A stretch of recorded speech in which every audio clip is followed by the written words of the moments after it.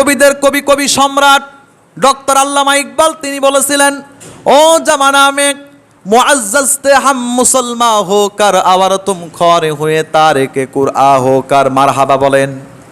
আল্লামা ইকবাল বলেন রাহিমাহুমুল্লাহ, তিনি বলেন, ও জামানা में, ওই জামানার লোকেরা, তার মানে সাহাবায়ে কেরাম রিদওয়ানুল্লাহি তাআলা আলাইহিম আজমাইনরা ইসলামকে মানার জন্য নিজের ব্যক্তিগত জীবন থেকে পারিবারিক জীবন থেকে সামাজিক জীবন, অর্থনৈতিক জীবন, আন্তর্জাতিক জীবন পর্যন্ত ইসলামকে মানার জন্য তারা সবাই মিলে ঐক্যবদ্ধ হয়েছিল।